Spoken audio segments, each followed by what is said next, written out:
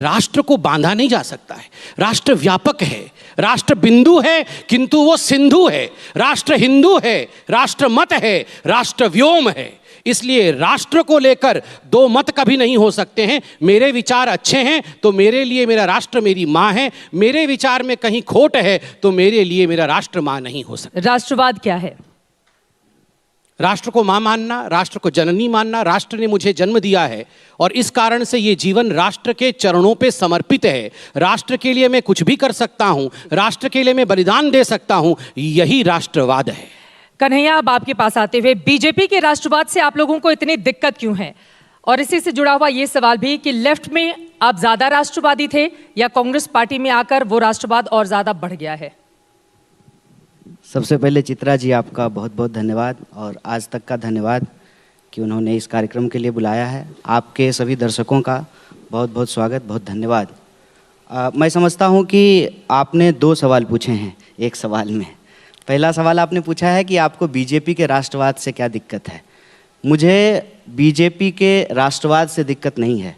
मैं सिर्फ ये कहता हूँ कि ये देश है, ये राष्ट्र है, जिसको आप नेशन कहिए, कंट्री कहिए, ये आपकी इच्छा है। लेकिन ये जो देश है, ये राष्ट्र है, ये देश के संविधान से चलेगा। संविधान क्या है? संविधान एक सोशल कॉन्ट्रैक्ट है।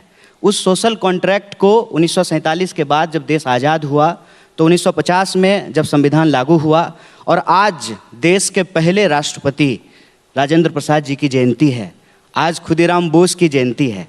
आप देखिए कि तमाम अलग अलग धाराओं के लोग अंग्रेज़ों से लड़ करके 200 साल की जो गुलामी थी उसको समाप्त कराया, देश आज़ाद हुआ। और संबित जी बोल रहे हैं, संबित जी की पार्टी के एक युवा तेज तर्रार नेता ने कहा कि आज़ादी लीज पर है 99 साल की।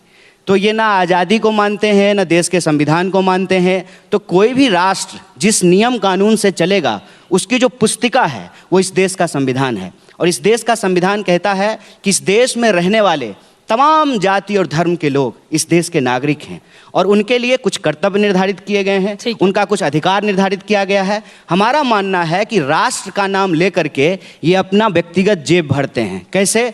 टीवी पे आकर के रोज राष्ट्र राष्ट्र करते हैं, लेकिन अभी इनको आईटीडीसी का चेयरमैन बना दिया गया है। तो इनका राष्ट्रवाद दरअसल व्यक्तिवाद है और इस व्यक्तिवाद से मुझे दिक्कत है। हम समूहवाद में भरोसा करते हैं, हम कलेक्टिव अंडरस्टैंडिंग में बिलीव करते हैं और इसीलिए हम कहते हैं कि यह देश सब लोगों के मिलने से बनेगा, चाहे वो हिंदू हो, मुसलमान हो, सिख हो, ईसाई हो, दलित हो, ब्राह्मण हो, काला हो, गोरा हो, महिला हो, पुरुष हो। इससे देश बनता है, इससे राष्ट्र बनता है और इसकी परिभाषा इस देश के संविधान में है। और उस संविधान से इतर कोई भी व्यक्ति, चाहे वो संबित पात्रा हो या इस देश के प्रधानमंत्री हो, उनके खिलाफ हम डट करके खड़ा होंगे। ये हमको जेल में डाल दें लेकिन सही को सही और गलत को गलत कहेंगे, ये हमारी समझदारी है। संबित पात्रा जी, पहली बात है, मुझे लगता है व्यक्तिगत करने की आवश्यकता नहीं है, चूंकि एक स्लाइड रिमार्क है, व्यक्तिगत रिमार्क है, मैं कह देता हूं इस पे। यस, मैं आईटीडीसी का चेयरमैन बना हूं और मैं बता दूं, मैं यहाँ पैनल में बैठे सभी लोगों का सम्मान करता हूँ, सभी पढ़े लिखे हैं। ये तो डॉक्टर है ना सर, मैं बीच में नहीं बोल रहा था। कौन सा कोहिनूर है? इस प्रकार से इनको टूरिज्म डिपार्टमेंट का चेयरमैन बना दिया गया है। पैरासीटामोल के बारे में इनको बताना चाहिए। कोरोना का थर्ड वेव ना, कोई बात नहीं, थर्ड वेव आने वाला है। थर्ड वेव, ये डॉक्टर हैं, एमबीबीएस हैं। ठीक है, इससे पहले ओएनजीसी का डायरेक्टर बना दिया था। क्या काबिलियत है? ऐसा कौन सा चेयरमैन बना दिया गया है? जवाब तो सुनिए, आपने सवाल खड़े नहीं, चित्रा जी, कुमार जी प्लीज, नहीं है चित्रा जी, नीतिगत सवाल है। चित्रा जी, ऐसे नहीं, व्यक्तिगत टिप्पणी नहीं है। सवाल का जवाब चित्रा जी कंट्रोल, सवाल का जवाब तो सुनिए, दो लोग और इंतजार कर रहे हैं। चित्रा जी, मैं रिक्वेस्ट करूंगा कि हम लोग अपने एजुकेशन का सर्टिफिकेट यहाँ पर अपने व्यवहार से दें। हम पढ़े लिखे हैं कि नहीं, हम अपने व्यवहार से यहाँ प्रदर्शित करें। चिल्लाकर प्रदर्शित करने की कोई आवश्यकता नहीं है। चित्रा जी, मैं कन्हैया जी का भी रोज टीवी में जाकर के चिल्लाते हैं, हुआ करते हैं और हमको ज्ञान दे रहे हैं कि चिल्ला करके बात। मैं ज्ञान किसी को देने मैं ज्ञान नहीं दे रहा हूँ, मगर हम मार्केट प्लेस में बैठ के ये मुर्गा लड़ाने वाला काम नहीं कर रहे हैं। तो शांति से, शांति क्या बात है चित्रा जी, इनकी रोजी रोटी यही है, ये रोज जाकर के मुर्गा लड़ते हैं। चित्रा जी के चेयरमैन बने। प्लीज थोड़ा सा, हम एक बड़े मंच पर बैठे हुए हैं, पूरा देश देख रहा है, एक एक करके अपनी बात करेंगे। कन्हैया, आप युवा तेज तर्रार नेता है, मान लिया मैंने। ये बोल रहे हैं कि ये व्यक्तिगत टिप्पणी है, ये व्यक्तिगत टिप्पणी नहीं है। आपने कहा नीतिगत है, मैं जवाब ले रही हूं। ठीक है, आपको चेयरमैन क्यों बनाया गया? और हार्दिक चित्रा जी, मैं एक रिक्वेस्ट करूंगा, यहाँ कलीपुरी जी बैठी हैं, सुप्रियो जी बैठे हैं, अरुण पुरी जी से भी बात होगी मेरी। देखिए, हम एक पार्टी हैं, हम यहाँ पर कोई कॉलेज यूनियन की लड़ाई लड़ने नहीं आए हैं। मैं एक बहुत बड़े चैनल में बैठा हूँ, सम्मान के साथ बैठा हूँ और मेरी इच्छा है कि सम्मान के साथ बात की जाए। मैं अरुण पुरी जी से रिक्वेस्ट करता हूँ, आप एक बहुत बड़े चैनल के मालिक हैं, इस प्रकार से स्ट्रीट फाइट करने के लिए ना बुलाया करें। We are not cocks and bulls की हम आके स्ट्रीट पे लड़े। अब वो नहीं मैं बोलेंगे, उत्तर दे रहा आप हूँ, उत्तर मैं दे दीजिए, ठीक है। शांति से उत्तर दूंगा, मैं लड़ूंगा नहीं। हम पढ़े लिखे लोग हैं।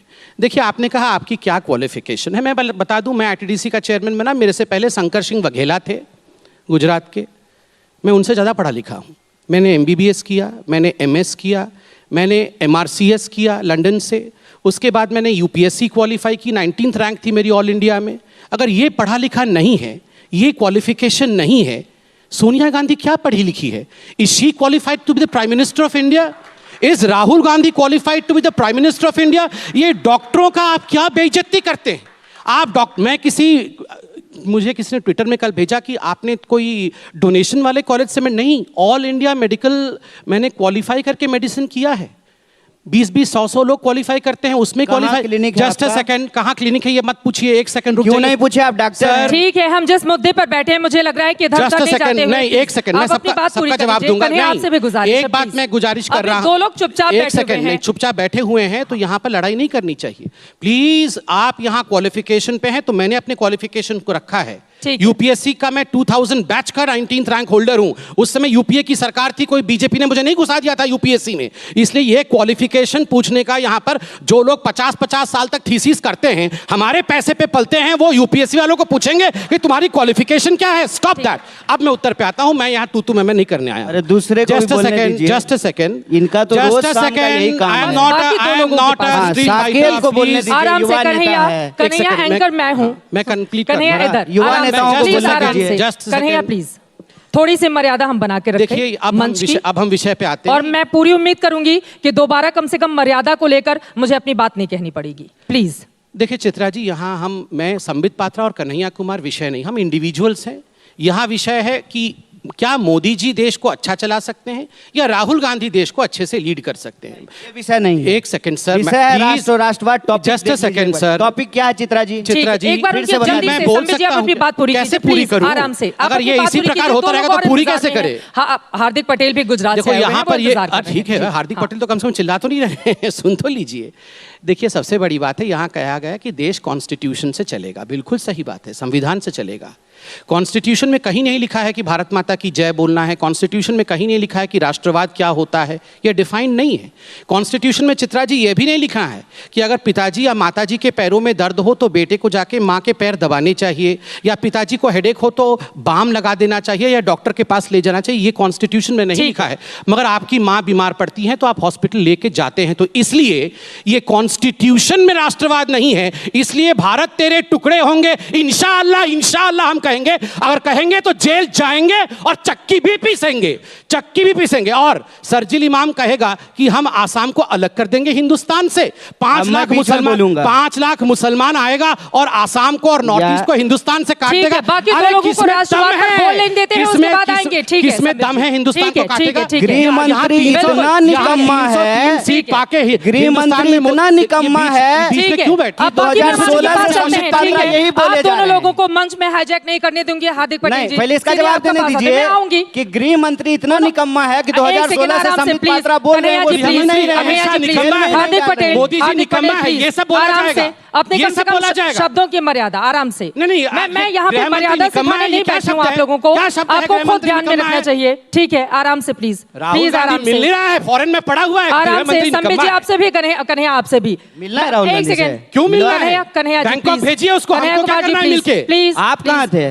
दो लोगों आप को कहाँ बोलने थे? दीजिए। कोविड के दौरान 80,000 में ऑक्सीजन का सिलेंडर बिक रहा था। कन्हैया कुमार जी, सरकार का एक भी हेल्पलाइन काम नहीं कर रहा था। कुमार जी, और संबित पात्रा अपना डॉक्टरी का डिग्री लेकर के कहाँ गायब हो गए थे, चिंता दिखाई नहीं दे रहे थे। चिंता करिए राहुल गांधी की। लोगों को बेड राहुल नहीं मिल गांधी रहा था, संभल नहीं रहा है। लोगों को संबित दवाइयां पात्रा, नहीं मिल संबित रही पात्रा, थी। और ये कहते हैं कि हम इनकी डॉक्टर दिक्कत हैं। यही है, इनकी सारी लड़ाई डॉक्टर संबित रह पात्रा करके से। इन्होंने ये कितने लड़ नहीं कोविड सकते हैं मरीजों मोदी का जी से। इलाज संबित किया है, पात्रा, पूछिए इनसे। संबित पात्रा, संबित उनसे पात्रा, पूछिए। सारी लड़ाई संबित ये पात्रा। कह रहे हैं कि हम राहुल गांधी भी डॉक्टर लड़ेंगे हैं, संबित पात्रा हम से, MBBS FIR करेंगे। हैं। ये भी लड़ेंगे संबित कितने पात्रा से। कोरोना तो के आप मरीजों प्राइम का मिनिस्टर इलाज बनेंगे किए हैं। कैसे? प्लीज अब इससे आगे बढ़ते हुए 80,000 में, एक सेकंड, 80,000 कन्हैया जी आपसे भी, संबित पात्रा आपसे भी, एक सेकंड प्लीज। ऑक्सीजन अब का थोड़ा सिलेंडर शांत मिल रहिए रहा आप था। लोग, एक सेकंड सर। और आप जो है अगर मैं मैं मना कर रही हूँ कन्हैया कुमार जी, प्लीज बाकी दो लोगों की भी बारी आने दीजिए।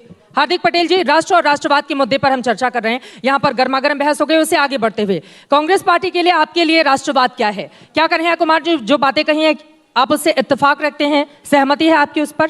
देखिए, राष्ट्रवाद को मुद्दे पर सभी लोग अपने अपने जहन में इस देश के प्रति मोहब्बत और प्रेम रखते हैं, चाहे सरकार हो या विपक्ष हो। सब लोग एक दूसरों की मदद करके, एक दूसरों को आगे बढ़ा के इस राष्ट्र को मजबूत करने का काम करते हैं। और ये शुरुआत कांग्रेस ने आज़ादी की लड़ाई से शुरुआत की है। हम गुजरात में मान लीजिए कि कोरोना महामारी के दौरान किसी को तकलीफ थी, किसी को ऑक्सीजन की बोतल चाहिए थी, तो हम लोगों ने उनको मदद करने का काम किया। यही राष्ट्रवाद है। और कांग्रेस पार्टी का एक एक कार्यकर्ता, कांग्रेस पार्टी के जितने भी पदाधिकारी हैं, वो इस देश के प्रति अपनी मोहब्बत रखते हैं। और इसीलिए हमने इस देश को मजबूत करने के लिए अभी तक की लड़ाई लड़ी है। संबित जी ने जो बात कही, उस बात से मैं बिल्कुल अलग मानता हूँ कि सरकार जो भी हो वो सिर्फ गंगा माता पर ही बात नहीं करेगी।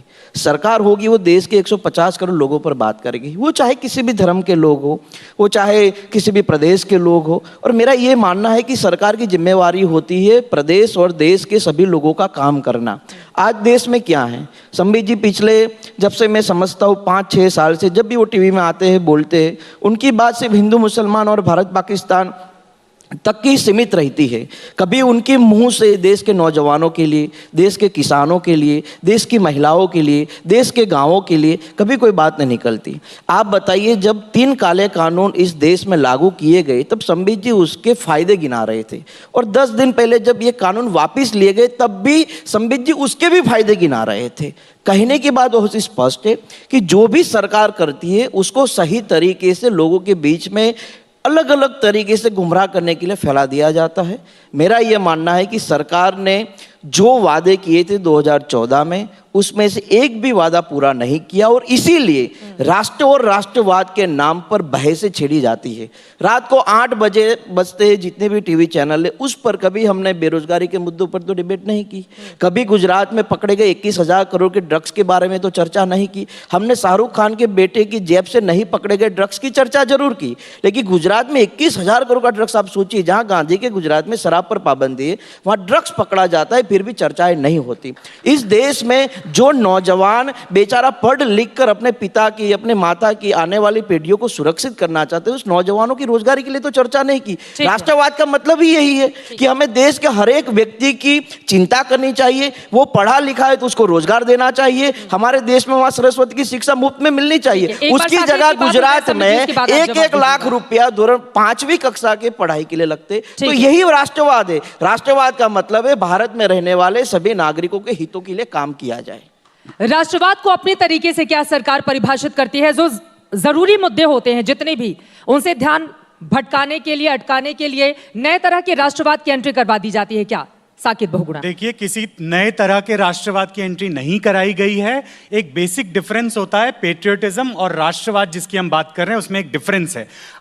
अभी कन्हैया जी की बातों से जैसा हमें पता चला कि इनका मानना है कि भारत एक देश के रूप में शायद 1947 में पैदा हुआ, लेकिन हमारा ये मानना है और देश के अधिसंख्यक लोगों का ये मानना है कि इंडिया एक पॉलिटिकल कंट्री के रूप में तो 1947 में भारत को आज़ादी मिली, लेकिन एक राष्ट्र के रूप में हजारों वर्षों से भारत की एक सनातन परंपरा है। एक सनातन राष्ट्र के रूप में भारतवर्ष हजारों वर्षों से है। इसीलिए हम भारत माता के रूप में राष्ट्र को पूजते हैं। हम मानते हैं कि स्त्री में ही जनन की शक्ति है, माता से मातृत्व आता है और माता की वजह से भाइयों में भ्रातृत्व आता है या बहनों में भ्रातृत्व आता है। और इसलिए राष्ट्रवाद जो है वो भारत माता पर आधारित है, हमारा राष्ट्रवाद। और केवल 1947 में भारत को जो आज़ादी मिली एक लंबे संघर्ष के बाद, उसका पूरा सम्मान है, संविधान का पूरा सम्मान है, लेकिन उसके साथ साथ उसके हजारों वर्षों का जो हमारा इतिहास क्रम है उस पर भी ध्यान देने की आवश्यकता है, उसको भी अपने दिल में रखने की आवश्यकता है। ठीक है।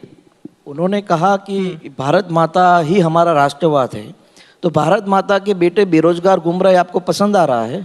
भारत माता के बेटे जो किसान 1 साल से सरहद पर बैठे थे, उनकी जानें चले गई, वो आपको पसंद आ रहा है? राष्ट्रवाद का मतलब यही हम कह रहे हैं ना कि राष्ट्रवाद का मतलब, हम भी भारत माता की जय बोलते हैं, लेकिन उस भारत माता की जय बोलने के इस देश में जिन लोगों को तकलीफ है उस पर तो आप बात करते नहीं हैं। आपकी अभी जो राष्ट्रवाद पर बात हुई उसमें ना आपने किसानों की बात की, ना नौजवानों की बात की। क्या इस देश में 80 करोड़ से ज्यादा नौजवान इस देश के प्रति मोहब्बत नहीं रखते? कृषि कानून वापस तो ले लिए गए ना अब, और प्रधानमंत्री ने राष्ट्र के नाम संबोधन में माफी भी मांगी उसको। अच्छा, एक साल के भीतर 700 लोगों की मृत्यु हो जाती है। उन्होंने कहा वो किसानों के हक में था, 700 लोगों की मौत के बाद आपने माफी मांगी। किसान यही कहते थे ना। आज देश का नौजवान कहता हमें रोजगार दीजिए, आप नहीं देते। किसान ने कभी नहीं मांगा था 3 कृषि कानून, आपने दे दिया। 700 लोग की मृत्यु हो गई ना। अब सोचिए, ये कोई बड़ी बात नहीं आपको दिखती। आप एक आदमी अगर गाड़ी लेकर जाता है, अकस्मात होता है, उसकी मौत होती है, पूरे गांव में खाना नहीं खाया जाता। 700 किसानों की मृत्यु हो गई। हमारे प्रधानमंत्री जी आते, वो टीवी में जाके कहते कि मेरी गलती हो गई, मैं माफी मांगता हूं, मैं वापस ले। चलो, आपने लिया 1 साल के बाद। ठीक है, किसान तो 1 साल से बात कर रहे थे। सरकार ने पार्लियामेंट में खड़ा होकर के देश के कृषि मंत्री ने कहा कि किसान आंदोलन के दौरान जितने भी लोग मारे गए हैं वो मारे नहीं गए हैं, वो शहीद हुए हैं। और वो कहते हैं कि हमारे पास कोई आंकड़ा नहीं है, इसीलिए हम मुआवजा नहीं दे सकते हैं। ठीक है। देखिए, मैं कहता हूं कि बहस को उलझाना नहीं चाहिए। ठीक है साकेत जी, हम ये कभी नहीं कहते हैं कि भारत 1947 में पैदा हुआ है। भारत का इतिहास 5000 सालों का इतिहास है। ठीक है। हम ये नहीं कहते हैं कि 1947 में पैदा हुआ। हम ये कहते हैं कि आज हम जिस नेशन स्टेट में रहते हैं, जिस नेशन स्टेट में रहते हैं, उस नेशन स्टेट की एक बाउंड्री है, और उस बाउंड्री के भीतर रहने वाले जो लोग हैं, राष्ट्रवादी आप लेफ्ट में ज्यादा थे, कांग्रेस में ज्यादा हो गए हैं। जी, राष्ट्रवादी आप लेफ्ट पार्टी में ज्यादा थे, कांग्रेस में आकर ज्यादा हो गए हैं। देखिए, इस देश के भीतर जितनी भी राजनीतिक दल हैं, हाँ, जो चुनाव लड़ते हैं, वो इस देश के संविधान में आस्था रखते हैं, उसमें भरोसा रखते हैं।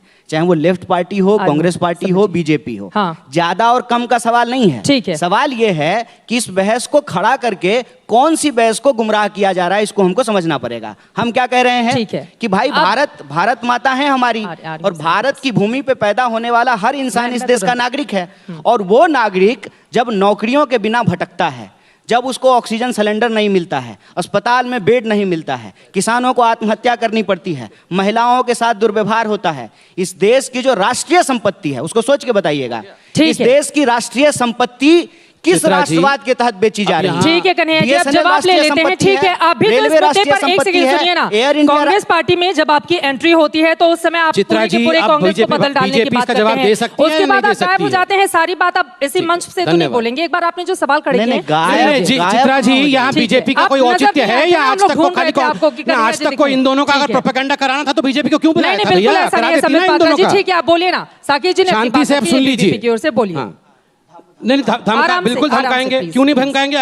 अगर दोनों का प्रोपेगेंडा करना है तो बीजेपी को बुलाने की आवश्यकता नहीं था। बोलेंगे, इसको धमकाना क्या है? ठीक है, व्यक्तिगत इसमें धमकाना क्या है? क्या धमकाना है? हम एंकर से बात कर रहे हैं, आपसे बात नहीं कर रहे हैं। कन्हैया जी, दर्शक कोई धमका नहीं रहे हैं, बोल रहे हैं कि हम भी बोलेंगे अपने विषय को। आराम से चित्रा जी, आप कंट्रोल करिए पहले, नहीं तो देखिए कैसे कंट्रोल होना है। ठीक है, धन्यवाद। सब लोग इतने बड़े हैं, इतने मर्यादा का ध्यान रखिए, किसी को समझाने की बोला तो उन्होंने, आप उत्तर दे सकते हैं कि नहीं दे सकते? प्लीज कन्हैया जी, धमका नहीं रहे हैं, बोल रहे हैं बिल्कुल व्यक्तिगत नहीं, कि बिल्कुल 2 लोग ही बोलते रहेंगे। क्या हम लोग बोलेंगे नहीं? ये क्या मजाक है? ठीक है कन्हैया जी, प्लीज। आप लोग लगातार कन्हैया कुमार जी, कन्हैया कुमार जी, प्लीज कन्हैया जी, प्लीज एक बार संबित पात्रा की बात हो जाए। साकेत आ रही हूँ, संबित जी। देखिए चित्रा जी, यहाँ बहुत सारे सवाल उठाए गए। मैं शांतिप्रिय तरीके से बिना उत्तेजना के कुछ प्रश्नों का उत्तर देता हूँ। नंबर 1, यहाँ हार्दिक पटेल जी ने कहा कि संबित पात्रा रोज डिबेट, अच्छी बात है, आप मुझे देखते भी हैं कि संबित पात्रा डिबेट में आते हैं और कहते हैं हिंदू मुस्लिम और पाकिस्तान। हम नहीं करते हैं।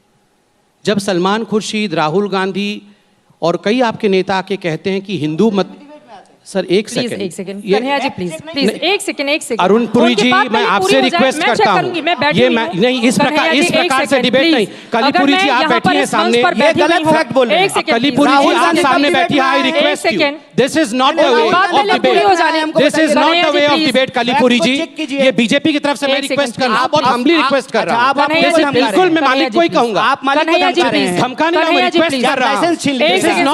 एक सेकंड कन्हैया जी, प्लीज आराम से। राहुल गांधी कब डिबेट में आए? अच्छा एक सेकंड, मैं करेक्ट करूंगी ना, मैं बैठी हुई हूँ, आप यहाँ पर फैक्ट चेक मत कीजिए ना कन्हैया, प्लीज। ठीक है, एक सेकंड आराम से प्लीज। देखिए, पूरा देश देख रहा है, पूरा देश देख रहा है। थोड़ा सा मुझे बार बार एक एंकर अगर इतने बड़े नेताओं को मर्यादा सिखाए, खुद के भीतर झांक के तो देखिए प्लीज। कन्हैया जी आपसे भी, संबित जी आपसे भी प्लीज। ठीक है, आपकी बारी आएगी तो बोलिएगा, अपनी बारी में बोलिए और थोड़ा इंतजार कीजिए।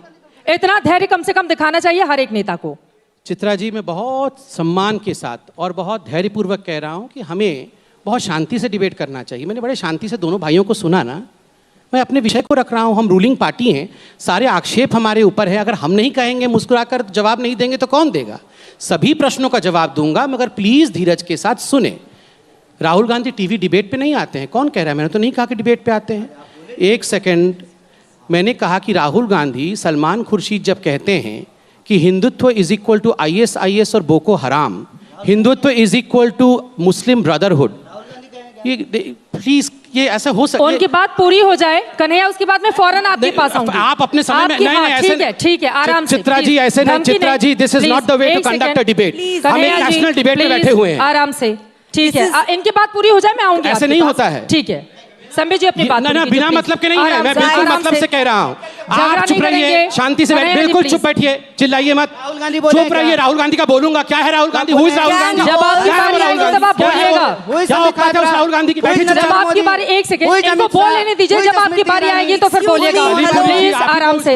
एक second, Can I please request all speakers? आपकी बात आएगी तो आप बोलिएगा ना, आपकी बात आएगी तो आप बोलिएगा। कन्हैया जी, कन्हैया जी, आएगी तो बोलिएगा प्लीज। ये गलत बात है। कन्हैया जी, ये गलत कन्हैया बात जी, एक second, can I please fact नहीं बोलेंगे, fact check करके एक second, can I please ask all speakers on the आज तक agenda stage to keep the line of discipline. Please let Sambit Patra ji or any other speaker keep their entire point. Then you may raise. Please don't fact check them in between. Let the moderator do that, please. Otherwise, as an audience, we don't know what's happening. We can't hear and understand it. This is not a TV debate. She does not have the facility to mute you or say, producer, unka mute kar dijiye. So please, can we please hear each speaker's point of view clearly? As an audience, we are here to listen to you. Please give us that respect as well. Thank you, all of you. Thank you so much Kali ji, thank you so much for the intervention. हम नहीं चाहते हैं लड़ाई करना, वाकई नहीं चाहते हैं। और मैं दुख के साथ कह रहा हूं चित्रा जी, जो आज यहाँ हो रहा है एजेंडा में, वही पार्लियामेंट में भी हो रहा है। बोलने नहीं दे रहे हैं। मुंह के आगे कोई प्लकार्ड दिखा रहा है, कोई किसी को थ्रॉटल कर रहा है, कोई किसी को स्ट्रैंगुलेट कर रहा है, कोई कांच की दीवार तोड़ दे रहा है। मैं देशवासियों से हाथ जोड़ के एक विनती करना चाहता हूं। ये बहुत बड़ा प्लेटफॉर्म है, देश के सबसे बड़े प्लेटफॉर्म पे बैठा हूं मैं बहुत छोटा सा व्यक्ति हूं। मैं इतना कहना चाहता हूं, देश को चलाना, देश के लिए अच्छा सोचना, देश को आगे बढ़ाने की कोशिश करना, यह आसान काम नहीं है। आप मोदी जी के बारे में आप किसानों को लेकर पूछ रहे थे ना, बिल्कुल सही बात है। 700 किसान, 100 किसान, एक भी व्यक्ति अगर मृत्यु को वर्ण करता है, प्राप्त होता है, किसी को अच्छा लग सकता है क्या? चाहे मेरा विपक्षी दल हो, उसको भी अच्छा लग सकता है क्या? नहीं लग सकता है। रात को कष्ट होती है, तकलीफ होती है। मगर आप बताइए, इसी आज तक के चैनल पे बैठ के हमने सैकड़ों डिबेट की है, कब मुक्ति मिलेगी फार्मर्स को, कब वो अपने प्रोड्यूस को बाहर बेच सकेंगे, कब वो अपनी जो आमदनी है वो बिचौलियों को नहीं, वो उनके जेब में आएगा। कौन इस देश को संवारेगा? आप मुझे बताइए, एक व्यक्ति कौन इस देश को संवारेगा? हम लोग विश्वास ही नहीं करते हैं कि मेरा हिंदुस्तान कभी बड़ा बन सकता है, सिंगापुर बन सकता है, अमेरिका बन सकता है, because we keep on fighting. हम एक व्यक्ति के इंटेंट, मेरा मोदी जो है ना, एक 25 पैसा आपका चोरी नहीं किया है। मैं यहां पर प्रतिज्ञा प्रण लेके बोल सकता हूं, एक नया आना आपका चोरी नहीं किया है। और मैं उस पार्टी के कार्यकर्ता के नाते नहीं, मैं भावुक होकर बोल रहा हूं। इस व्यक्ति ने, आप सोचो वो व्यक्ति कैसा सोता होगा। उस व्यक्ति को आप गाली देते हैं, उसको क्या नहीं बोलते हैं, फिर भी वो निरंतर प्रयास सिर्फ एक बात के लिए कर रहा है कि मैं जब तक हूं कुछ तो भला करूं देश का। या केवल डिबेट ही होता रहेगा? हिंदू मुस्लिम नहीं करना चाहते हैं हम। क्या मुसलमान हमारे देश के भाई नहीं है, हमारे नागरिक नहीं है? कौन मुसलमानों के खिलाफ बोल रहा है? आज तक में इतने मुसलमान भाई है, वो मेरे दोस्त हैं, हम उनके खिलाफ नहीं है। उसका अर्थ ये नहीं है कि आप कहेंगे कि राम डज नॉट एग्जिस्ट। उसका अर्थ ये नहीं है कि आप हिंदुओं को टेकन फॉर ग्रांटेड लेंगे। उसका अर्थ ये नहीं है कि आप मुझे ISIS और बोको हराम कह देंगे। मैं हिंदू हूं, मैं हिंदुत्व को मानता हूं। यहां विक्रम संपत बैठे हैं, ये हिंदुत्व को मानते हैं। मैं और विक्रम संपत बोको हराम है? मैंने मक्खी को मर नहीं कहा आज तक। मैं बोको हराम हूं? मैं कुछ नहीं खराब करता हूं, मैं ISIS हूं। और ISIS वालों को इन लोगों ने लीगल सपोर्ट दिया है, आतंकवादियों को लीगल सपोर्ट। मेरा देश टुकड़ा होगा, इसके लिए अफजल हम शर्मिंदा हैं, तेरे कातिल जिंदा है, यह कहा जा सकता है क्योंकि फ्रीडम ऑफ एक्सप्रेशन है। और मैं अपने धर्म को बचा नहीं सकता? मैं अपने राम के पक्ष में खड़ा नहीं हो सकता? क्यों नहीं खड़ा हो सकता हूं? जवाब दीजिए कन्हैया कुमार जी। आ रही हूं साकी जी, और उसके बाद देखिए, सबसे पहली बात तो यह है कि जब हम कहते हैं कि यह देश हमारा है, हम इस देश के नागरिक हैं, भारत माता की जय कहना चाहिए, तो भारत माता के जो बच्चे हैं, 45 साल में देश में सबसे ज़्यादा बेरोजगारी है। रोज रसोई गैस की कीमत बढ़ रही है। पेट्रोल और डीजल का दाम लगातार बढ़ रहा है। आप देख लीजिए, आप अखबार पलटेंगे, दिन गुजरेगा और कोई ना कोई नया सरकारी संस्थान बेच दिया जाता है। जब सरकारी संस्थान बेचे जाते हैं तो बेरोजगारी में इजाफा होता है। हम निजीकरण के खिलाफ नहीं हैं। मेरा ये कहना है कि इस देश में जब सरकारी संस्थान नहीं होंगे तो निजीकरण भी इफिशिएंटली वर्क नहीं कर पाएगा। हमारा ये अनुभव है कि सरकारी स्कूल होता है तो जो एक बड़ी आबादी है जो निजी स्कूलों में फीस नहीं दे सकता है, उसके बच्चे सरकारी स्कूल में पढ़ते हैं। जो फीस दे सकते हैं उनके बच्चे प्राइवेट स्कूल में पढ़ते हैं। सरकारी बैंक होता है तो इफिशिएंटली प्राइवेट बैंक काम करता है। आज बैंकों को बेचने की तैयारी की जा रही है, LIC बेचा जा रहा है। ये जो राष्ट्रवाद के नाम पे राष्ट्रीय संपत्ति की बिकवाली हो रही है, हम उसका विरोध कर रहे हैं। इन सवालों का जवाब देने की बजाय ये क्या करते हैं, बोको हरम करते हैं। कौन कह रहा है कि आप बोको हरम हैं? आप RSS हैं महाराज, आपको कोई बोको हरम नहीं कर रहा है। आप RSS हैं और RSS ने 1942 के भारत छोड़ो आंदोलन में क्यों संपत जी, मैं ठीक कह रहा हूं ना, भारत छोड़ो आंदोलन में हिस्सा नहीं ली थी। ये इतिहास में गलत बोल रहा हूं या सही, ये मुझे ठीक कीजिएगा। और RSS ने कभी भी इस देश के तिरंगे झंडे को स्वीकार नहीं किया। उसने कहा कि हमारा धर्म हमें इस बात की इजाजत नहीं देता है कि 3 रंग होने चाहिए झंडा में। बोलिए हम गलत बोल रहे हैं कि सही?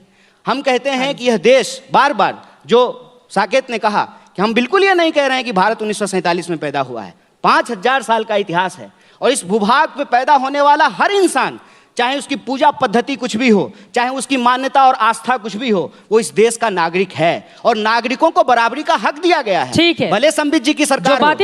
एक आखिरी बात चित्रा जी, ये बार बार 2016 से भारत तेरे बोल रहे हैं। उतना बार टुकड़ा तो हम नहीं बोले हैं जितना बार ये टुकड़ा बोल चुके हैं। और क्योंकि ये टुकड़ा पे पलते हैं, हम एक बार भी नहीं बोले हैं। हाँ। ये टुकड़ा पे पलते हैं और ये बात मैं पूरे दावे के साथ कह रहा हूं कि है इनको हिम्मत तो पूछें अपने गृह मंत्री से, निकम्मा है क्या?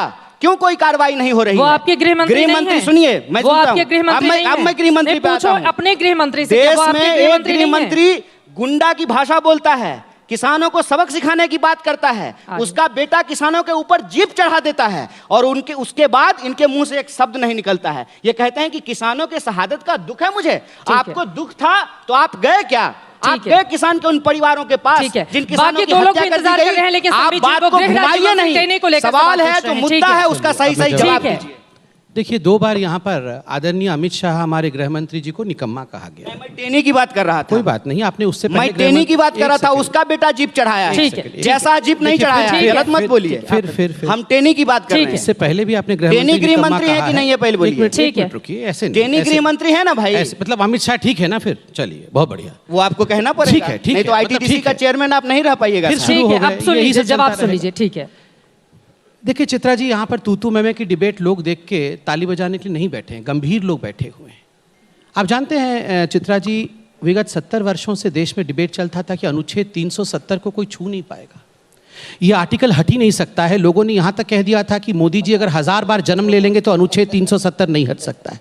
यहाँ तक कह दिया गया था कि अगर 370 को कोई स्पर्श भी करेगा तो तिरंगा उठाने वाला कोई नहीं होगा, खून की नदियां बह जाएंगी। आज मैं गर्व के साथ कहता हूं, मेरे देश का गृह मंत्री अमित शाह है, 370 को नेस्तनाबूद कर दिया। 370 को मिटाने की क्षमता रखता है मेरा गृह मंत्री और मेरा प्रधानमंत्री। गर्व के साथ कहता हूं, निर्णय लेना क्या होता है। जो जवाहरलाल नेहरू कहते थे 370 एक दिन घिसते घिस जाएगा, एक दिन में ही उसे घिसकर समाप्त करने की हिम्मत रखता है नरेंद्र मोदी और अमित शाह। यह है हमारा देश की सरकार। वो टेनी को लेकर सवाल पूछ रहे। कोई बात नहीं, जहां तक टेनी जी के विषय में पूछा गया है, स्वाभाविक है ये प्रश्न पूछे जाएंगे लोकतंत्र में, हमें भागना नहीं है इन प्रश्नों से। किसान संगठन, वहां की जो प्रशासन है, दोनों ने बैठकर इस बात पर एक अर्जी दी कि जो प्रशासन है इस पर जांच करे और जांच के बाद जो भी सत्यता सामने आए उस पे कार्यवाही हो। सुप्रीम कोर्ट उसको देख रहा है। मैं किसी के बचाव में नहीं बैठा है। मैं कहता हूं अगर हमारे भी किसी व्यक्ति के कारण से एक भी मौत हुई हो तो कानून अपना काम करेगी। मैं यहां बचाने नहीं आया हूं, मैं बिल्कुल बचाने नहीं आया हूं। मगर मैं कहता हूं, आज आप देखिए इस देश में चर्चा हो रही है, नरसंहार की चर्चा हो रही है, किस प्रकार से कानून की व्यवस्था क्या हो गई है। आप मुझे बताइए एक बात, 84 के दंगे, आज पंजाब में इलेक्शन भी है, आप उत्तर प्रदेश के इलेक्शन को लेकर इतने डिस्कशंस कर रहे हैं, करना भी चाहिए। 84 के दंगे, आप सोचिए, यही वो लोग हैं जिन्होंने 5000 सिखों का, दिल्ली में हम बैठे हुए हैं, निकाल निकाल के घरों से गले में टायर डाल के जला दिया गया। ठीक है। इंदिरा गांधी हमारे बीच में चर्चा नहीं तो है। उनकी बहुत दूर तक पहुंच गई है। एक सेकंड, जो मुद्दा है वही मुद्दे पर हार्दिक चर्चा भाई, नहीं पंजाब हो दूर रही नहीं है, पंजाब भी पास में है, चुनाव के मुद्दे डिस्कशन हो रहे हैं, राष्ट्रवाद है ये भी। इंदिरा जी हमारे बीच नहीं है, मैं उनको नमन करता हूं, मगर मैं याद दिलाता हूं, इंदिरा गांधी ने वो किया था जो कोई सोच नहीं सकता है। टैंकर गोल्डन टेम्पल के अंदर हरमिंदर साहिब में प्रणाम करता हूं, हरमिंदर साहिब के चौखट को। हरमिंदर साहिब के अंदर सैकड़ों टैंकर घुस गए थे, गोले बारी हुए थे हरमिंदर साहब के अंदर। ये कोई सोच सकता है? इतना कुछ करने के बाद इन लोगों की हिम्मत होती है ये कहने के लिए कि आप यहां पर सौहार्द नहीं बनाए हुए, ठीक है। आप हिंदू मुसलमान संबित जी करते हैं। पहले कहते आप हैं कि हम जवाब ठीक है, देने अब के लिए बाकी बैठे दो लोगों हैं। के पास भी जाते 10 हैं। सेकंड में कंप्लीट कर रहा हूं, 10 सेकंड में। बेरोजगारी 10 पर तो सेकंड में जवाब आपकी नहीं दे बात रहे। 10 सेकंड में। और 370 हटाने के बाद भी भाई, आप संबित जी तो आज अध्यक्ष हैं, कश्मीर के ऐसा अंदर मत करो। हमारे जवान शहीद हो रहे हैं। हार्दिक भाई, उस पर तो आप बोलते आपके नहीं। प्रश्न का जवाब दे रहा हूं। आप भी चेयरमैन हैं। एक सेकंड, हार्दिक जी, आपने कहा कि गुजरात की स्थिति बहुत खराब है, ड्रग भी आ गई, सब कुछ हो गया। वैसे आज एम्प्लॉयमेंट आया है, एम्प्लॉयमेंट के डाटा आए हैं, आप देख सकते हैं, हर अखबार में फ्रंट लाइन में छपा है। गुजरात में सबसे कम अनएम्प्लॉयमेंट रेट है, सबसे ज़्यादा आप देखिएगा जम्मू कश्मीर में है, उसके बाद राजस्थान, ठीक है। उसके बाद जो कांग्रेस केरल में है और उड़ीसा में है। एनीवेज, गुजरात में आप तो अध्यक्ष हैं, माननीय अध्यक्ष हैं, मैं आपको बहुत मानता भी हूँ। इतनी परिस्थिति खराब होने के बावजूद अभी निकाय के चुनाव हुए, क्या परिस्थिति थी वहां कांग्रेस की? इतना कुछ हम खराब कर रहे हैं, हम आपको गैस सिलेंडर नहीं दे रहे हैं, पेट्रोल नहीं दे रहे हैं, डीजल नहीं दे रहे हैं, हम लोगों को सड़क पे मार रहे हैं, हम हिंदू मुसलमान कर दे रे हैं, फिर भी कांग्रेस पार्टी के खिलाफ ममता बनर्जी बोल रही है। ठीक है, मैं ममता बनर्जी बोल रही है, हम तो छोड़िए। बोल रही हैं। और हार्दिक जी, ये भी सवाल है, 3 दशक से ज्यादा का वक्त तो हो चुका, आप कार्यकारी अध्यक्ष हैं, अभी आपको भी अध्यक्ष नहीं बनाया गया वहां पर लंबे अरसे से। गुजरात में पानी ठहर क्यों जाता है? जी, डिक्लेयर हो गया। कार्यकारी अध्यक्ष ही है ना? नहीं, आप बोले कि वहां आपको अध्यक्ष नहीं बना, मैं आपको पूछ रहा हूँ डिक्लेयर कोई हो गया? अध्यक्ष बना क्या? नहीं, वो तो जब डिक्लेयर अध्यक्ष होगा तो कौन पता है? चलेगा ना। नेतृत्व किसका है? देखिए, किसका नेतृत्व है? गुजरात के भीतर जितने भी लोग कांग्रेस के साथ जुड़े हुए हैं, वही नेतृत्व गुजरात के हितों के लिए कर रहे हैं। और गुजरात के अंदर आने वाले दिनों में हम सब साथ मिलकर गुजरात में एक नव निर्माण की तरफ आगे भी बढ़ेंगे। और मुझे भरोसा है, हम सत्ता में नहीं है, लेकिन बीजेपी से सिर्फ 10 लाख वोट ही हमें कम मिलते हैं पूरे प्रदेश में।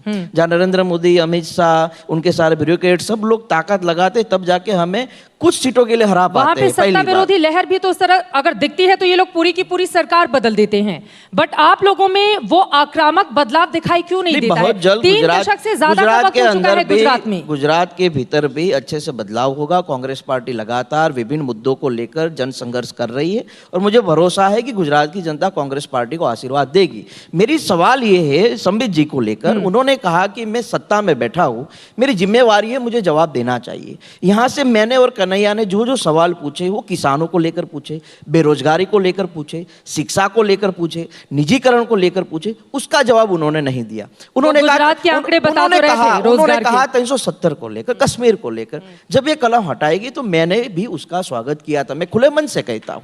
लेकिन तब आपने कहा था कि अब यहां आतंकवाद कम हो जाएगा, अब यहां हमारे जवान पूरी तरह से सुरक्षित रहेंगे। आप बताइए, 2 साल, 1 साल, 1.25 साल हो गया होगा, हमारे कितने जवान कश्मीर के अंदर शहीद हुए हैं, हमारे जवानों की हालत कश्मीर के अंदर क्या है? मेरे गुजरात में ही पिछले 1 साल के भीतर 13 जवान शहीद हुए हैं। मेरा कहने का मतलब यह है कि ये विभिन्न मुद्दों को लेकर पंजाब पहुंच गए, थोड़ी देर में कश्मीर पहुंच गए थे, उससे पहले माता गंगा के पास पहुंच गए। अच्छी बात है, हम भी मानते हैं विभिन्न मुद्दों को लेकर चर्चा होनी चाहिए, लेकिन सत्ता में आप बैठे हैं तो अभी हालात जो देश के हैं, जो करंट मुद्दे हैं, उस पर संबित जी कभी भी चर्चा करते नहीं है, दूर भागते हैं। अगर ये कुछ नहीं करते हैं, उसके बावजूद सरसों तेल की 2014 से जनता इन्हीं को बार बार मौका क्यों देती है? कहां पर वो कमी रह गई है? हार्दिक पटेल जी से ये सवाल है। कन्हैया जी, थोड़ा सा अपने सहयोगी को भी बोलने दीजिए। मतलब गुजरात की आवाज दबा रहे हैं आप, ये तो ठीक नहीं है। 2014 के बाद हाँ। लगातार कांग्रेस पार्टी अपने तरीके से प्रयास करती, विपक्ष के नाते हम हैं, हमारी जिम्मेवारी होती है कि देश के विभिन्न मुद्दों को लेकर देश के मजबूत विपक्ष के रूप में हम अपनी बात रखते हैं और इसीलिए हम लड़ते भी हैं, चाहे वो सड़क पे हो चाहे संसद पे हो। और उन्होंने संसद की बात कही, अब हम 2014 से पहले आपको क्या याद दिलाया आपने संसद में क्या क्या नहीं किया? हमारी जिम्मेवारी यही है कि हम जनता के विभिन्न मुद्दों को लेकर आक्रामक रहे और उसके लिए हमें आक्रामक रहना भी पड़ेगा। उन्होंने बोल दिया कि आपने हमारे मोदी जी को गाली दी। अरे आप कितना 8 बजे के बाद राहुल जी को गाली देते हम जानते हैं, आप कांग्रेस पार्टी को कितना गाली देते हम जानते हैं। हमने कभी मोदी जी को गाली नहीं दी, हम तो सवाल करते हैं उन सत्ता में है, इसलिए राहुल गांधी जी प्रधानमंत्री थोड़ी ना है और 2014 से पहले वो प्रधानमंत्री थोड़ी आदित्यनाथ है, 2014 के बाद जो प्रधानमंत्री है, जो देश के गृह मंत्री है, जो करंट पार्टी सत्ता में है, उसी से सवाल किया जाएगा। और हम नौजवान हैं, नौजवान पढ़ लिख कर क्या करता है? वो सिर्फ रोजगार नहीं ढूंढेगा ना, उसको जो गलत लगेगा, उसको जो सही नहीं लगेगा, उस पर वो आवाज उठाएगा। ये बात तो वही सही है, आवाज संबित उठाने पात्रा का जी, काम साकिब, मैं हम लोग एक बार करते इनकी हैं। बात हो जाए। अब रोजगार अगर नहीं मिलेगा तो सवाल सरकार से ही पूछे जाएंगे ना। अब राहुल गांधी से हर सवाल का जवाब तो लिया नहीं जाएगा। सत्ताधारी दल आप हैं और 2014 से ज्यादातर राज्यों में आपकी सरकार है, आपको चुना जा रहा है। तो महंगाई जैसे मुद्दे पर, रोजगार जैसे मुद्दे पर आप क्यों मुद्दे को डाइवर्ट करके राष्ट्रवाद या फिर हिंदुत्व की एंट्री करा देते हैं? बिल्कुल जेन्युइन प्रश्न है। मैंने आपको कहा कि सरकार में हम हैं तो पार्लियामेंट में भी और सड़क में भी जनता जनार्दन भी और अपोजिशन पार्टी भी सवाल हम ही से पूछेगी और किसी से पूछेगी नहीं। पार्लियामेंट में सवाल पूछकर भाग जाना, सवाल पूछकर पार्लियामेंट को बंद कर देना, यह पार्लियामेंट का तरीका नहीं है। और सड़क में भी आप जब सवाल पूछते हैं तो जवाब दिया जाता है। जवाब कौन देता है? ये जो बैठी है जनता जनार्दन। अगर जनता जनार्दन मत पेटी के हिसाब से, ईवीएम के हिसाब से जवाब देती है, और अभी दिया, अभी सबसे हाल फिलहाल में त्रिपुरा का इलेक्शन हुआ है। त्रिपुरा के इलेक्शन के नतीजों को देखिए, सारे सीट 329 सीट हमारे पास और 10 सीट बाकियों में बटे हैं। कांग्रेस को मिला है शून्य सीट। और किसने यहां पे डाइवर्ट किया? आप बताइए। मैंने जाके सलमान खुर्शीद जी को कहा था कि सलमान खुर्शीद जी जरा बोको हराम वाला लिख देना जरा कि Hindutva is equal to Boko Haram IAS। मैंने कहा था राशिद अली को जाके वो कहना कि जय श्री राम राक्षस बोलते हैं, हमने कहा था उनको कहने के लिए। हमने कहा था राहुल गांधी को वो क्या जो वर्चुअल मीटिंग करते रहते अनडिस्क्लोज लोकेशन से, वहां से वर्चुअल मीटिंग करके बोल रहे थे Hindutva is equal to fascist forces फलाना ढिकड़ा। हमने कहा था नवजोत सिंह सिद्धू को जाके कहना इमरान मेरा बड़ा भाई है, आई लव पाकिस्तान। हमने कहा था। आप कहेंगे और आप बोलेंगे हम डिबेट भी नहीं करेंगे। डिबेट नहीं करना था राष्ट्रवाद के ऊपर, पेट्रोल पे डिबेट करना था, तो ये दोनों आए क्यों हैं? घर में बैठते आज मना कर देना था कि हम नहीं आएंगे, राष्ट्रवाद पे हम चर्चा नहीं करेंगे, पेट्रोल पे डिबेट करिए, आप एम्प्लॉयमेंट पे डिबेट करिए, तब हम आएंगे। हर डिबेट पे आके बोलेंगे हाँ इनका हिंदुत्व खराब है, ये RSS वाले हैं, इन्होंने झंडा नहीं फहराया। अरे भैया, डाइवर्ट तो आप ही कर रहे हैं। दूसरी बात आप बताइए मुझे, आज हम इतने खराब हैं, मैं बहुत शिद्दत के साथ पूछ रहा हूं, हम इतने खराब हैं कि हमने देश को खराब कर दिया, बर्बाद कर दिया, लोगों को एम्प्लॉयमेंट नहीं दिया। इनके साथ खड़ा कौन है आज? ममता बनर्जी। आज हेडलाइन क्या है? ममता बनर्जी बोल रही है यूपीए क्या है? I don't know what is UPA तो डिस्कार्ड कर दो, हम तो मानते ही नहीं है। उन प्रशांत किशोर तो हमारा नहीं है ना, इसको तो माला पहना रहे थे। शुरुआत तो आप ही ने की थी ना, आप ही के थे वो। सर एक सेकंड, प्रशांत किशोर को तो माला पहना रहे थे। प्रशांत किशोर बोल रहा है 30 साल तक कांग्रेस पार्टी और नहीं आ सकती। और आज क्या कहा है? किसी एक इंडिविजुअल का डिवाइन राइट नहीं है कि कांग्रेस को बपौती सोच करके उस पर अधिकार जमा सके। राहुल गांधी और गांधी परिवार को कहा है। G23 ने क्या कहा है? G23 कह रहे हैं कि हम we are in touch with TMC। G23 Manish Tiwari और कपिल सिब्बल ये ममता बनर्जी से बात कर रहे हैं और ये गोली संबित पात्रा पे चला रहे हैं। अरे जाके घर को संभालिए, पहले संबित पात्रा को भूल जाइए, पहले जाके दौड़ी पे आराम से ही बोल रहे। देखिए कपिल सिब्बल बाहर खड़े हैं, कोई नहीं है, तैयार हैं, पकड़िए, जल्दी दौड़िए, पकड़िए उनको। वो भाग जाएंगे तो आप अकेले कांग्रेस को नहीं बचा पाएंगे। तो कांग्रेस नेता लेकर आते हैं ना किताबों में बोको हराम और ISIS तमाम चीजें, तो फिर सारे आरोप बीजेपी पर ही क्यों लगाते हैं? हम बोल देते हैं। देखिए क्या है ना कि इसीलिए इनका इलाज, इनका दवाई है मेरे पास संबित पात्रा का। तुरंत बच्चा ऐसा रोने लगे कलीपुरी जी। तो मेरा तो दवाई है, राहुल गांधी का दवाई है कि नहीं इनके पास? मेरा दवाई लेके घूम रहे हैं। राहुल गांधी का दवाई है कि नहीं इनके पास? दे रहे हैं। अच्छा दे रहे हैं, आपको देते हैं, सुइया देते हैं, रुकिए सुइया देते हैं। पहला सवाल, आज संबित पात्रा ने अपने बरबोलेपन में देश की जनता को बता दिया कि अगर आप महंगाई से परेशान हैं, अगर आप बेरोजगारी से परेशान हैं, किसान को आत्महत्या करनी पड़ रही है, इस देश में सरकारी संस्थान बेचे जा रहे हैं, कर्मचारियों की नौकरी छीनी जा रही है, इसका एक इलाज है कि भाजपा को चुनाव में हरा दीजिए। क्योंकि इनका जवाब क्या था? इन सारे सवालों का जवाब ये था कि अगर महंगाई है, बेरोजगारी है, तो हमको लोग वोट क्यों दे रहा है और हम जीत क्यों रहे हैं? हाय हाय, रावण का घमंड टूट गया था, आपका भी टूटेगा, चिंता मत कीजिए। देश की जनता से इस बड़े मंच से मैं अपील करना चाहता हूं कि भाजपा की एक दवाई, चुनाव में इनको हार की घुट्टी पिलाई जाए, ये तुरंत ठीक हो जाएंगे। दूसरी बात, ये बार बार कांग्रेस के किसी नेता ने क्या किताब लिखा है उस पर बात करते रहते हैं। पार्लियामेंट में कहते हैं कि बहस नहीं हो रही है। पार्लियामेंट में जब किसान बिल लाया गया था, बहस हुई थी क्या? किसान बिल जब वापस किया गया है, बहस हुई क्या? क्या ये सत्ताधारी लोग किसी को भी बहस करने की इजाजत देते हैं क्या? मैं बार बार कहता हूं कि जब इस कार्यक्रम का नाम रखा गया है एजेंडा आज तक, तो इस देश का एजेंडा आज क्या है, उस सवाल का जवाब नहीं दिया जा रहा है। रेलवे की ग्रुप डी की भर्तियां 3 साल से नहीं हुई है, बैंकिंग में बहाली बंद कर दिया गया है, एनटीपीसी में बहाली नहीं हो रही है। आपके जो रिपोर्टर हैं चित्रा जी, आप भी बुलेट लेकर के घूमते हैं, देखिए नौजवानों की आज हालत क्या है। 7 साल से खिचड़ी खा रहा है, कोई बहाली नहीं मिल रही है। और इन्होंने तो एक सीधा मर्ज का इलाज निकाला है, ना रहेगा बांस ना बजेगी बांसुरी, ना रहेगा सरकारी संस्थान ना देनी पड़ेगी सरकारी नौकरी।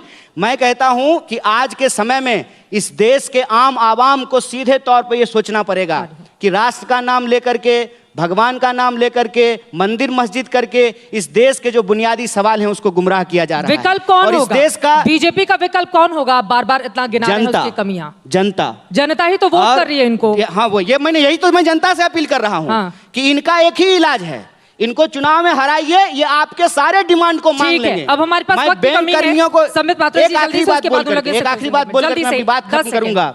अच्छा दिन का वादा, इस सदी का ये जो जुमला है, अच्छा दिन का जुमला इस सदी का सबसे बड़ा घपला है। और इस घपले के खिलाफ देश की जनता को सिर्फ एक काम करना है, भाजपा के खिलाफ वोट करना है। और विकल्प की जहां तक बात है, जिस लड़ाई में जो जहां है वो इनको हराएगा।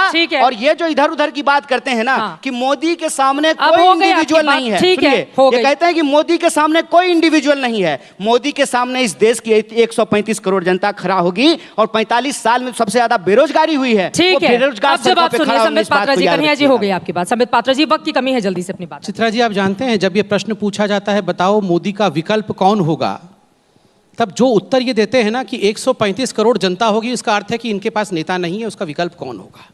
अगर मुझे पूछा जाएगा ना इस देश का प्रधानमंत्री कौन होगा, मैं खड़े होकर सीना ठोक के बोलूंगा किसी में कुव्वत है, किसी में हिम्मत है, नेता है। एक सेकंड सर, मैं बीच में नहीं बोला था। नेता ही चित्रा नेता जी, है। एक सेकंड चित्रा जी, ऐसे चित्रा जी, ये ऐसे नहीं, चित्रा जी ऐसे ठीक है, अपनी बात चित्रा जी ऐसे बिल्कुल आखिरी पायदान। मैं तो एक रिक्वेस्ट कर रहा हूँ, आपने इतना बड़ा सुनहरा मौका दिया कि मोदी का विकल्प कौन, हिम्मत है तो एक बार बोल देना मोदी का विकल्प राहुल गांधी, बोल के तो दिखाए।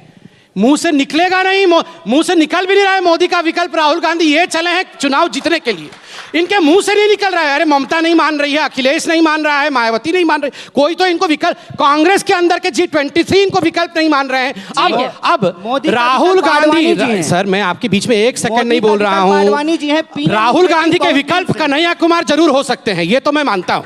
राहुल गांधी के विकल्प कन्हैया जी हो सकते हैं, बिल्कुल विकल्प। देखिए एक बार राहुल गांधी निकल करके अभी ऐलान नहीं कर रहे हैं कि हराओ, ये करो, ये कर रहे हैं। ठीक है, हार्दिक कम से कम राहुल गांधी का नाम लेने से आप लोग क्यों बचते हैं? क्यों नहीं बताते हैं कि नरेंद्र मोदी के विकल्प के तौर पर राहुल गांधी हैं देश में? नरेंद्र मोदी जी के विकल्प राहुल गांधी है, कौन मना कर रहा है? लेकिन इस देश में जनता वोट करेगी ना सत्ता के खिलाफ, और जनता ही जनार्दन है। जनता ही वोट कर रही है, मंगल ग्रह से आके कोई वोट थोड़ी कर रहा है। हाँ, तो जनता को ही हम कहेंगे ना, आपको थोड़ी ना कहेंगे। जनता आने वाले दिनों में, और फिक्र अभी भी कांग्रेस के साथ जुड़ी हुई है, और मुझे भरोसा है और पूरी कांग्रेस पार्टी इसी कार्यों से लोगों के बीच जाती, चाहे जन जागरण अभियान का कार्यक्रम हो, महंगाई के खिलाफ लड़ाई लड़ने की बात हो, बेरोजगारी के खिलाफ लड़ाई लड़ने की बात, इन सभी मुद्दों को लेकर कांग्रेस पार्टी देश के विभिन्न गांवों में जाएगी। और नरेंद्र मोदी जी के विकल्प राहुल गांधी ही है। मेहमानों का बहुत शुक्रिया हमारे साथ इस चर्चा में शामिल होने के लिए। बाद में नहीं मिलेंगे, सब मिलेंगे, चिंता मत करिए। ये बता दीजिए, ब्लड प्रेशर की गोली आप राहुल गांधी को खिलाइएगा, इतना कुछ होने के बाद भी बता दीजिए ब्लड प्रेशर बढ़ नहीं रहा है। इससे खराब परिस्थिति क्यों हो रही है? टेल्मा 20 जरा राहुल गांधी को खिलाइएगा, टेल्मा 20 राहुल गांधी को खिलाइएगा, और शाम को ये भी दीजिएगा। वो क्या है? ठीक है, क्या है? अरे जनता समझ गई क्या देंगे शाम को, वो छोड़ दीजिए, जनता समझ गई।